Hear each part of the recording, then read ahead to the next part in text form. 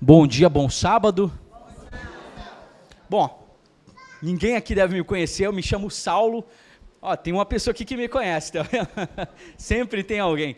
Me chamo Saulo, vim direto da IAS de Barra. Estou muito feliz de estar aqui com vocês hoje. Nunca rejeito convite para compartilhar a palavra de Deus, porque é a coisa que eu mais amo fazer na vida. Por isso, vamos ficar em reverência e pedir que o Espírito Santo de Deus esteja aqui conosco, pertinho da gente, para trazer uma palavra que nos transforme, que nos restaure nessa manhã. Feche os seus olhos nesse momento e vamos pedir a presença do Espírito Santo conosco. Pai querido, muito obrigado pelo dom da vida, pela saúde, por estarmos aqui na Tua santa casa. Perdoa os nossos pecados, que o Teu divino Espírito Santo faça morada nos nossos corações nessa manhã, para que saiamos daqui renovados e revigorados em Ti. Fica conosco em nome de Jesus. Amém. Bom, eu sempre fui uma criança muito dispersa. Desde criança eu sempre vivia no mundo da lua. Hoje em dia o pessoal chama de TDAH. Eu era aquela criança que vivia viajando na maionese, viajando nos pensamentos. Todas as vezes que alguém me olhava, eu estava longe, distante, sabe? Quando a gente está olhando para o nada com um pensamento em qualquer outro lugar que não seja no tempo presente. E aí eu lembro frases que eu ouvia muito da minha avó, das minhas professoras, mas a minha avó, uma pessoa que eu convivi bastante, sempre me falava isso. Saulo, acorda para a vida, menino, acorda para a vida, porque toda vez que ela ia falar comigo, parecia que eu não ouvia, e eu não ouvia por mal, a verdade é que eu estava sempre pensando em mil e uma coisas, eu gostava muito de ler, então eu ficava imaginando histórias na minha cabeça, enfim, o fato é que minha avó sempre me pedia para acordar para a vida, acorda para a vida, e eu nem estava dormindo, eu só estava ali dando uma viajada leve na maionese.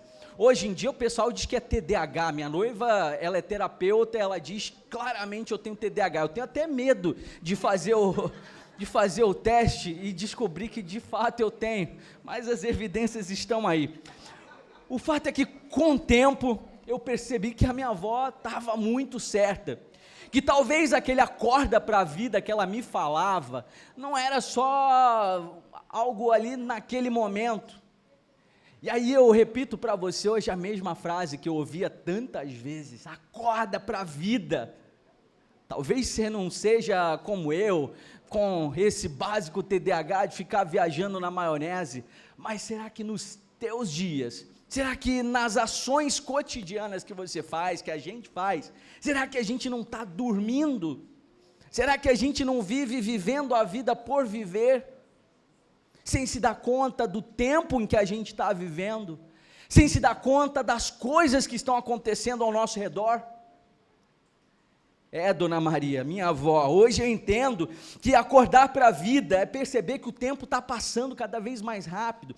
Eu estava olhando o calendário hoje, eu percebi que já se passaram 207 dias do ano. Você tem noção? Faltam só mais 158 dias para o ano acabar. Já passou mais da metade do tempo. Um dia desse a gente estava vendo a queima de fogos. O tempo está passando num estalar de dedos, num piscar de olhos. Acordar para a vida é perceber que a gente está dormindo, que a gente vive distraído, correndo atrás de coisas que não salvam. Isso é o que mais dói, que a gente passa a maior parte do nosso tempo vivendo e procurando coisas que não salvam, coisas que não vão levar a gente para o céu, coisas que não vão transformar a vida da gente. Romanos capítulo 13, versículo 11 diz, já é hora de despertares do sono. Quando o apóstolo Paulo falou isso, inspirado por Deus, ele sabia claramente, há milhares de anos atrás, que o povo estava dormindo e hoje muito mais. Mas aí, será que você já se perguntou, o que é tempo? A gente fala muito de tempo, mas que a gente tem que acordar para a vida, e o tema da nossa mensagem de hoje está bem direto com relação a isso. O tempo não vai esperar por você, o tempo não espera, Mas o que é o tempo? A ciência, a partir de Einstein, diz que o tempo é relativo. Em palavras simples, o tempo é relativo. E existem várias correntes científicas que falam acerca do tempo de maneiras diferentes. Eu não vou adentrar nisso. Eu quero que você pare para pensar. A ciência diz que o tempo é relativo, mas será que o tempo é mesmo relativo?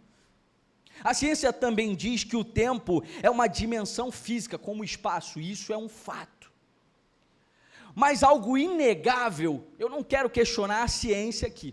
Eu quero que você olhe agora com os olhos da fé.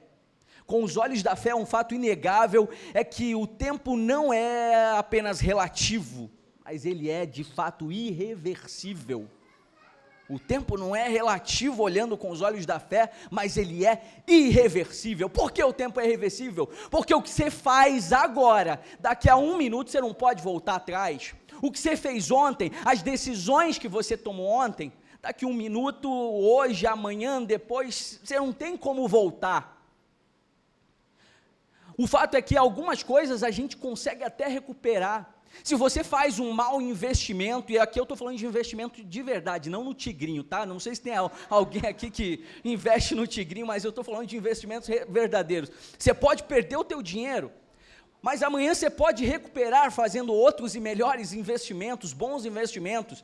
Você pode recuperar uma amizade que você perdeu. Às vezes a gente briga com quem é próximo da gente, e a gente pode recuperar. Você pode recuperar um casamento que está abalado, um relacionamento abalado, mas uma coisa que nunca volta é o tempo. Você pode recuperar coisas que você perdeu, mas o tempo de antes de você perder, você não consegue voltar para trás. A filosofia diz que o tempo só existe na nossa mente. Mas a filosofia vai mais a fundo a partir dos gregos, dizendo que existem 2 tipos de tempo. Existe o tempo cronos, que é esse nosso tempo cronológico, esse nosso tempo de relógio. As horas passam diariamente, isso é cronos. Mas existe um tempo que é um tempo diferenciado, segundo os gregos. É um tempo que eles chamam de kairos. Diferente de Cronos, Kairos não é aquele tempo automático. Kairos é aquele tempo oportuno, também conhecido como tempo de Deus. E aí eu te pergunto, será que a gente está vivendo mais cheio de Cronos ou cheio de Kairos? Será que a gente tem vivido no nosso dia a dia, as nossas decisões, as coisas que a gente faz, têm sido baseadas mais no tempo do relógio ou no tempo de Deus? Porque tem gente que às vezes vive naquela famosa, de acordo com aquela famosa música do poeta que diz, deixa a vida me levar, vida leva eu. Será que a gente pode viver dessa forma? Deixando a vida me levar, deixando as coisas passarem, deixando que tudo aconteça no automático? Queridos, por vezes a gente vive na rotina e não é errado e não é ruim ter rotina, mas a gente vive a nossa rotina no automático e esse é o problema. Às vezes a gente acorda, não tem tempo para Deus, para fazer o nosso devocional, a gente vai dormir, não tem tempo para conversar com Deus, a gente passa o nosso dia inteiro trabalhando para conquistar o pão, e mais uma vez isso não está errado, mas onde é que está Deus no meio dessas coisas? Deus não é aquele ser que vai pedir todo o nosso tempo, mas Ele precisa ser o primeiro e o último antes de todas as ações que eu e você fazemos. Do contrário, a gente está vivendo a vida por viver, deixando a vida nos levar sem propósito, sem significado. A escritora Ellen White tem milhares de escritos que eu gosto bastante, e em um dos seus escritos, chamado Parábolas de Jesus, ela fala um pouco mais sobre tempo. Ela diz o seguinte: não é confiado um talento que é precioso acima de todos os outros, como o tempo. Olha só, o talento mais precioso. Quando a gente estuda sobre mordomia cristã, a gente aprende sobre os T's da mordomia cristã: tempo, templo, talento, tesouro, enfim, são vários T's, mas dentre todos os talentos, o mais precioso é o tempo. E o texto continua dizendo: toda hora é um depósito de oportunidade para o bem, e cada momento deve ser usado sabiamente. Deveríamos pensar no tempo como um talento confiado a nós. O tempo é um presente de Deus para mim e para você. Será que você se dá conta disso quando você acorda todos os dias? Deus está te dando um presente.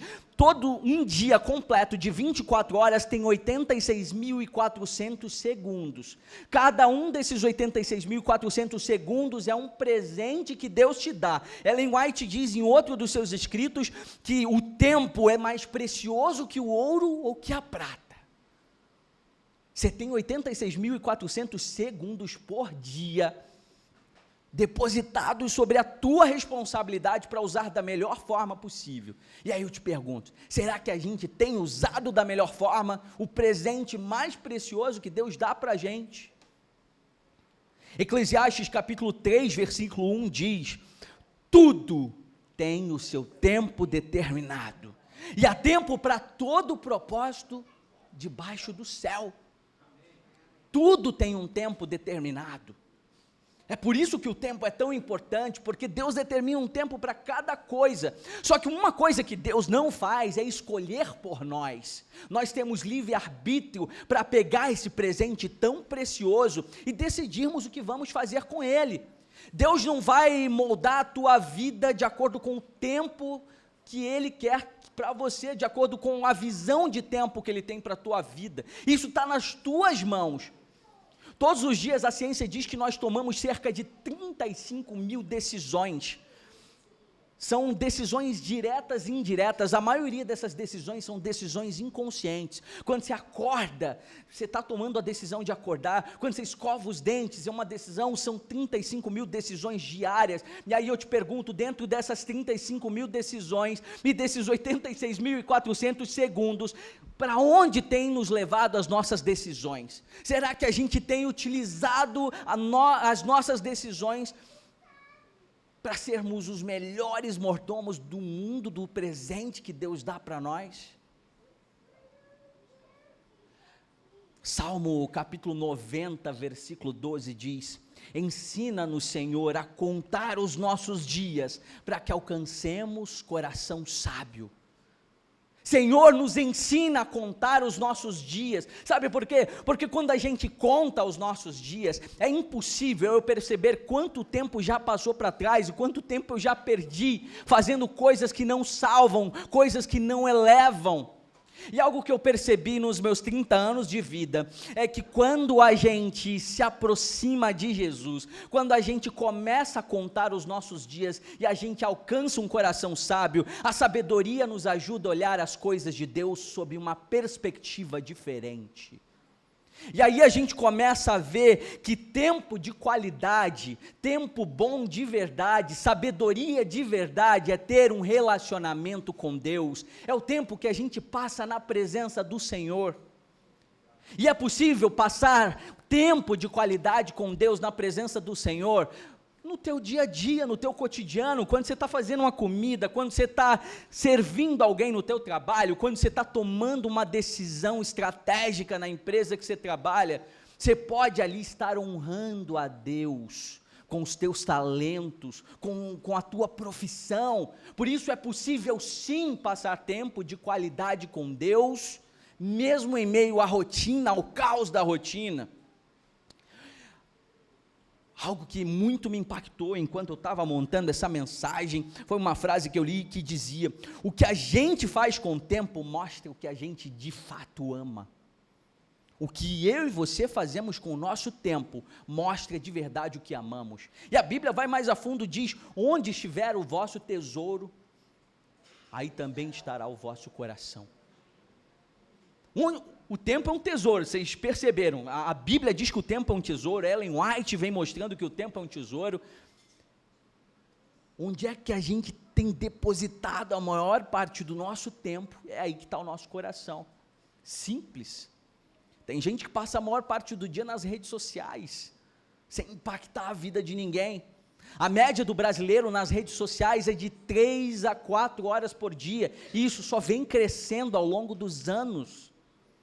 Eu trabalho com marketing na minha área e isso é essencial, isso é sensacional. Quanto mais tempo as pessoas passam nas redes sociais, para nós é melhor porque a gente gera negócios. Mas eu não estou falando de negócios aqui com você.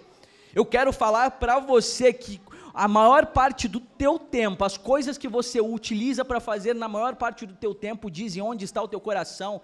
E aí eu não quero que você me responda, mas que você reflita.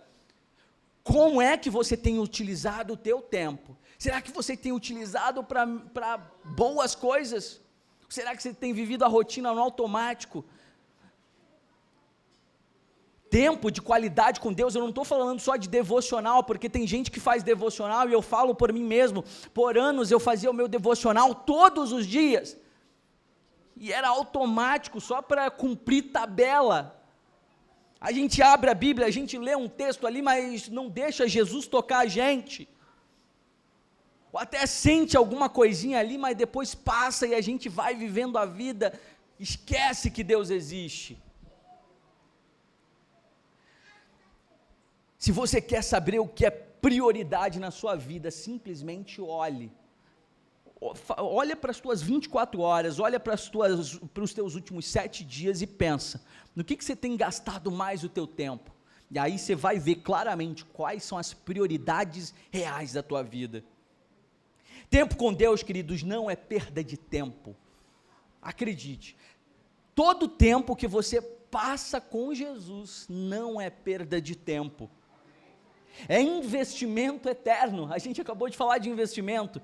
Tempo com Deus é investimento. O que você gasta, entre aspas, com Deus, você está investindo em coisas eternas, tesouros eternos. Às vezes a gente passa a maior parte da nossa vida tentando conquistar bens materiais, tentando crescer, e isso não está errado, mas onde é que está Deus no meio disso tudo?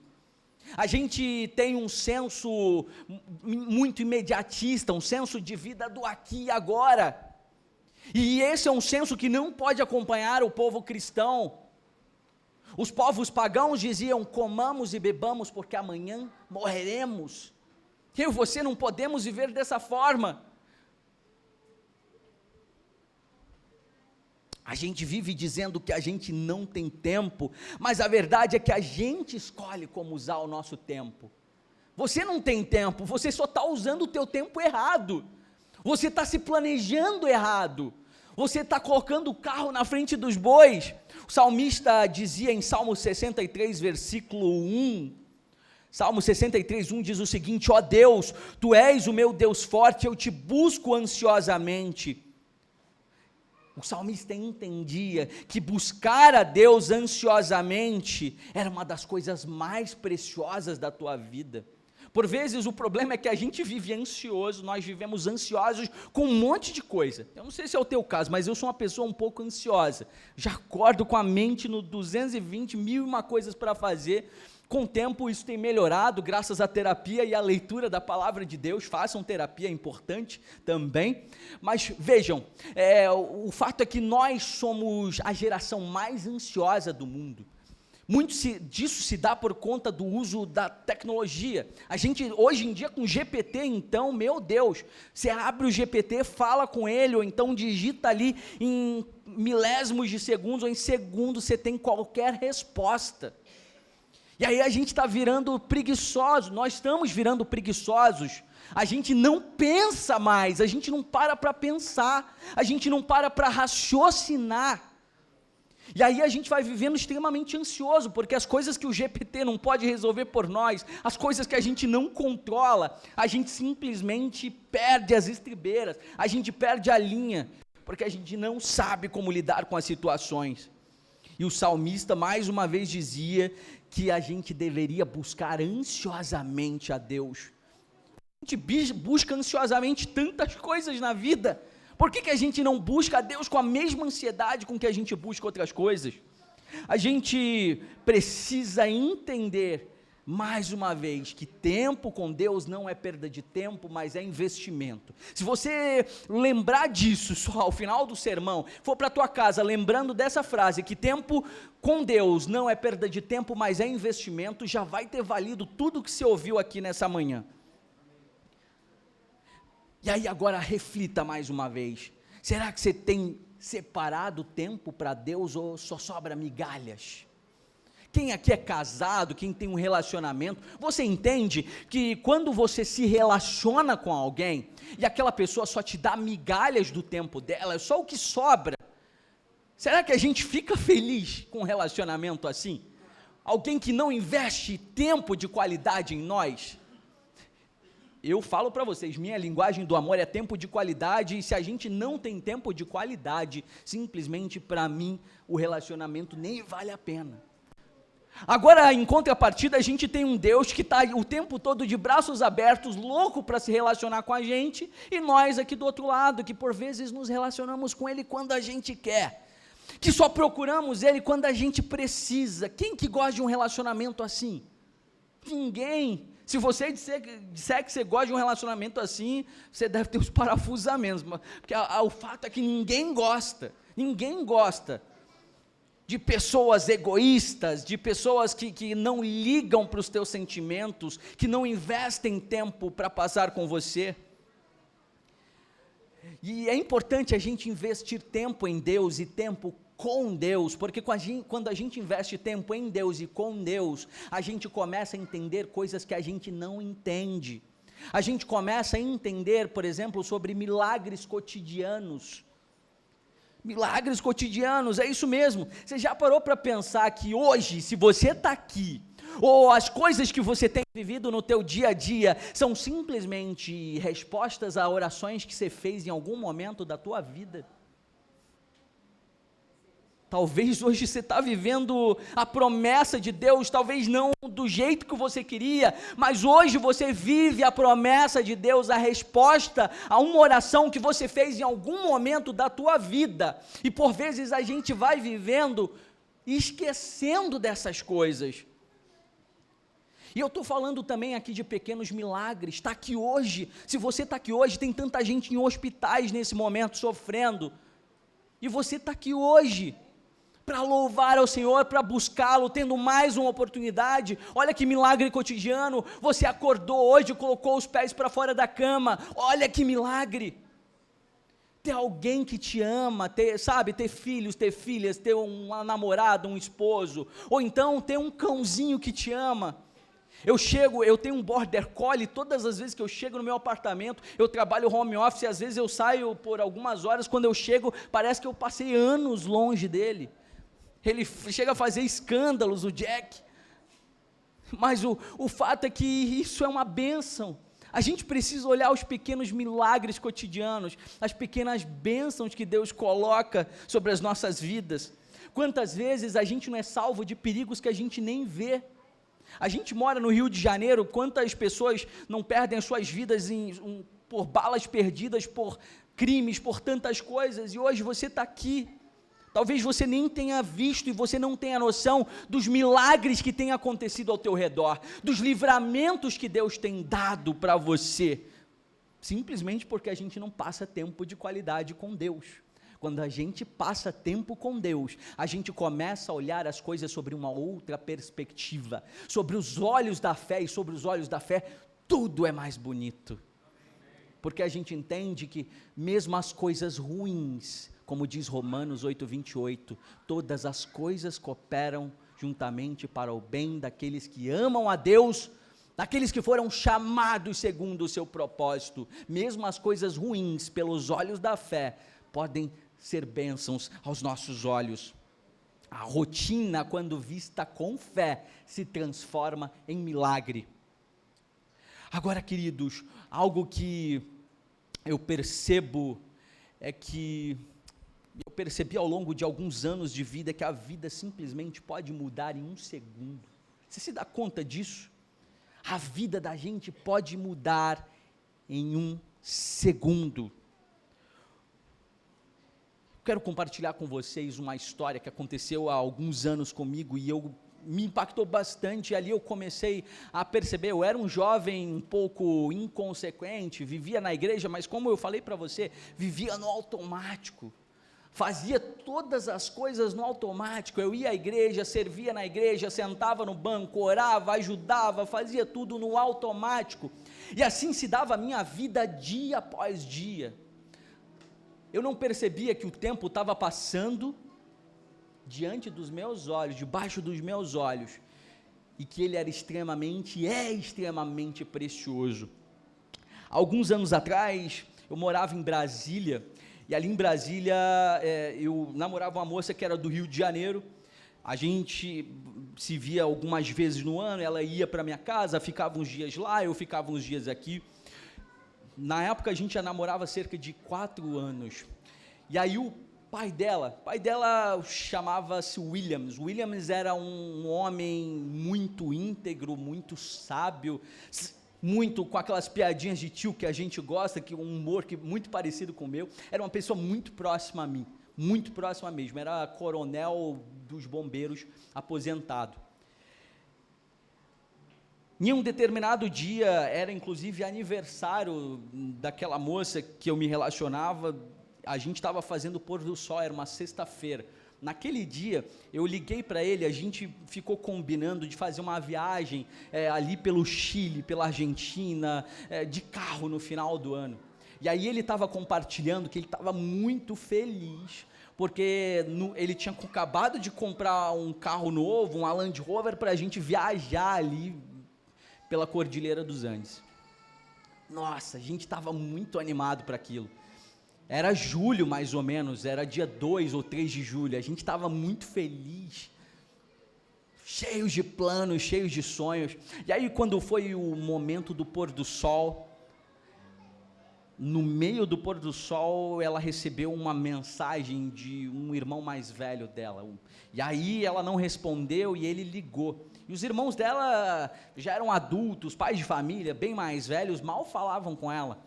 Então, para ele estar ligando, alguma coisa devia ter acontecido. Ela atendeu o celular no meio do culto ali, pausamos, ela atendeu e do nada ela caiu no chão. Caiu no chão, ela chorava e gritava e só dizia: não, o pai não. E aí ali eu fui para abraçá-la, para consolá-la, e naquele momento tive a péssima notícia. O Williams, era a época da pandemia ali, 2020, a gente esperava que ele falecesse por diversos motivos. Ele tinha problema cardíaco, já vivia de maneira paliativa, com cuidados paliativos, mas ele, um bombeiro militar experiente em salvamentos e tantas coisas, simplesmente foi limpar o telhado, caiu do telhado e faleceu num acidente trágico, dentro de casa, de uma maneira que a gente não esperava. A verdade é que naquele dia eu comecei a perceber que a vida é simplesmente um sopro. A gente faz planos e planos, e a Bíblia diz: o coração do homem faz planos, mas a resposta certa vem dos lábios do Senhor. Às vezes você tem plano para viver daqui a 10, 15, 20 anos, você tem plano de tirar férias lindas no final do ano, mas tudo só vai acontecer se for da vontade de Deus. É por isso que a nossa vontade, os nossos desejos, a nossa vida precisa estar nas mãos de Deus, porque de uma hora para outra a vida passa, o tempo acaba. Você acha que você vai ter mais 10, 15, 20, 50 anos à frente, mas eu te pergunto, e se você não tiver esse tempo todo? E se você não tiver tanto tempo assim? A vida passa debaixo dos nossos olhos e a gente vive por vezes como se a gente tivesse controle do amanhã. Ah, Saulo, mas eu não vivo assim. Se a gente não vivesse assim, a gente não tomaria tantas decisões erradas, a gente não usaria o nosso tempo de formas tão ruins. A gente acha que pode controlar o incontrolável, aquilo que só Deus controla. Tiago capítulo 4, versículo 14. Tiago 4,14 diz algo muito impactante, que é a vossa vida. É como neblina que aparece por um pouco e logo desvanece. A gente acha, às vezes a gente se acha infinito, a gente se acha poderoso, capazes de vencer tudo e qualquer coisa, e aí o Senhor vem te dizendo: filho, a tua vida é como neblina, Essa semana eu subi a Pedra Bonita, levei minha noiva para fazermos a primeira trilha, mas estava uma neblina louca ali, não dava para ver nada, e aí em algum momento a neblina do nada passou e o sol raiou, e aí eu fiquei meditando nisso. A palavra do Senhor é sábia quando diz, neblina vem e vai, e aí assim que a nossa vida é comparada como algo passageiro. Isaías capítulo 55, versículo 6, atente, buscai ao Senhor enquanto se pode achar. Ao mesmo tempo que a nossa vida é um sopro, ao mesmo tempo que a nossa vida é como neblina, Isaías, o Senhor vem dizendo para você em Isaías, que você deveria buscar ao Senhor, eu e você deveríamos buscar ao Senhor, enquanto ainda é tempo, enquanto a gente ainda pode achá-lo. Não deixe para buscar a Deus quando for tarde demais, para decidir viver uma vida de relacionamento íntimo com Deus. Acorda para a vida. Eu te falo mais uma vez a mesma frase que a minha avó sempre me falava: acorda para a vida, sai daqui acordado. O tempo está passando, Jesus está voltando e a gente não tem se dado conta disso. Olha os acontecimentos aí fora. Eu não quero gerar alarme em você, eu não quero gerar medo em você, mas eu quero gerar em você um senso de urgência. Porque Jesus está voltando, Jesus está às portas. Talvez nós sejamos a geração que vai ter o privilégio, muitos de nós, de ver ainda Jesus com vida, vindo nas mansões celestiais. Por isso a gente precisa usar o nosso tempo de forma sábia. A hora de fazer melhores escolhas é agora, não é amanhã, não é depois. A hora de buscar mais a Deus é agora. A hora de perdoar aquela pessoa que há tanto tempo você não libera perdão, é agora. Para de viver com rancor no teu coração, vive com Jesus e libera perdão e amor para todas as pessoas ao teu redor, mesmo para aquelas que às vezes a gente acha que nem merece. Essa é a vontade de Deus. A hora de recomeçar é agora. Eu não sei por quais problemas você tem passado, ou se você tem vivido a vida no automático sem problemas, aquele famoso não fede nem cheira, mas eu entendo que a gente precisa fazer um pouco mais. Nós precisamos estar acordados, vivendo um relacionamento com Jesus, em meio às dificuldades ou em meio à calmaria. Que Jesus seja o nosso companheiro nos melhores dias, quando a gente está sorrindo, que a gente possa ir até Ele, contar das alegrias do nosso dia, mas que também Ele seja o nosso companheiro nos momentos de dificuldade, nos momentos de tristeza, ou naqueles momentos em que nada é tão feliz nem triste, está tudo meio mais ou menos. Que Jesus possa ser o centro das nossas vidas em todos os momentos. Eu só quero finalizar te trazendo uma pergunta para reflexão. Se hoje fosse o teu último dia de vida, se você soubesse que hoje é o teu último dia de vida, você estaria pronto, você estaria pronta para encontrar Jesus?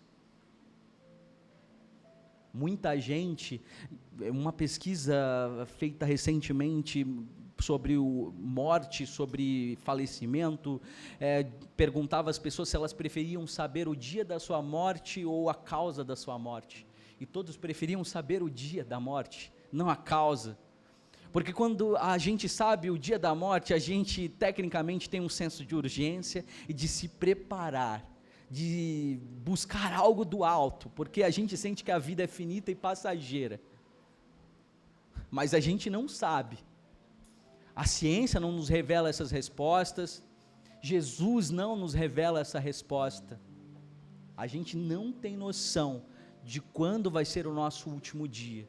Eu estou falando para vocês aqui, talvez na semana que vem eu não esteja mais aqui.